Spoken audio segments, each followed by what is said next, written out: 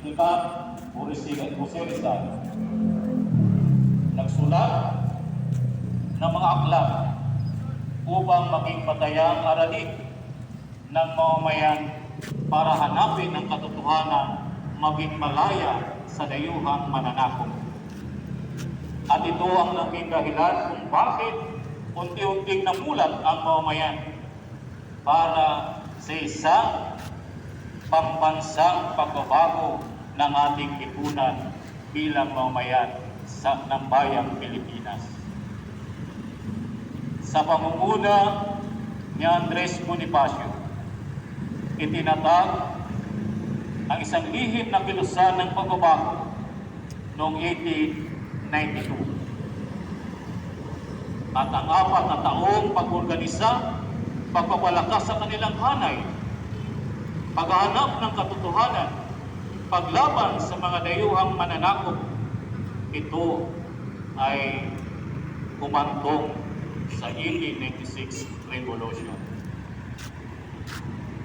Ang pambansang revolusyon ng 1896 ay nagluwal ng pagbabago ng ating bayan.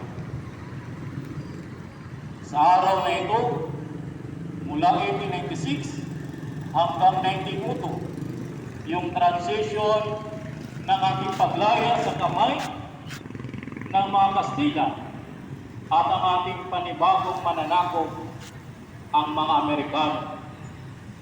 Kaya noong June 12, 1898, iniwagayway ang bandila ng Pilipinas, tanda ng ating paglaya sa dayuhang mananakop ang mga Kastila sa pamumuno ni Emilio Aguinaldo bilang presidente ng Revolusyonaryo Gobyerno.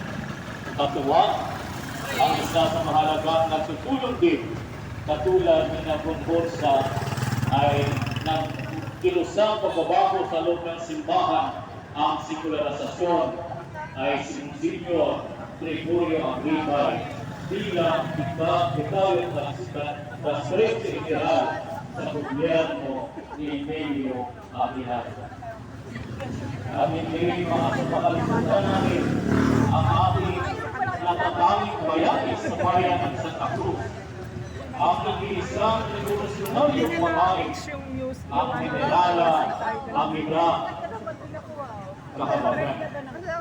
Nasa lingkuran, ngunit ang kanyang pagtitipid upang ipaglawan ang karapatan ng kababaihang maging pantay at atas sa isang lipunan ay isang makasaysayang pangyayari ng hugis sa ating kasaysayan.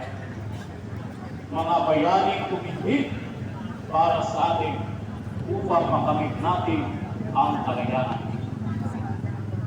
Tunay na po ang kanilang mga paninindigan at pagtitig ay nagbubuga ng paglaya ng bayan. At ito ang ating tinatamasa sa kasalukuyan, panahon at kalagayan. Ngunit hindi pa nagtatapos dito sapagkat ang buhay ay nagpapatuloy. Sa araw na ito, O Diyos ng kasaysayan, sa aming pagkumita sa 127 taong proklamasyon ng paglaya ng bayan, ay lubos namin natin sa salamatan ang aming mga ninuno at ninuno na tunindig ang inindigan alang-alang sa katotohanan. Nagbuwis ng buhay, hindi sinasalang-alang ang sariling interes kung hindi ang iniisip ang kapakanan ng bayan.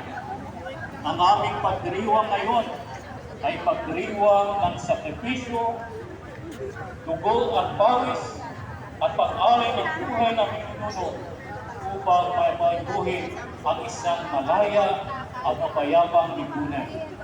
Nawa ang aming ngayon na dama ay patuloy namin mapapanigan ang kalayaan ito at sana'y hindi umuling iyunatan kalimutan. Sa ating pagpipino nito, kami po ay tutulog sa iyo sa isang makasaysayan, kakilalas at kasaysayan. Nanawan maging instrumento ito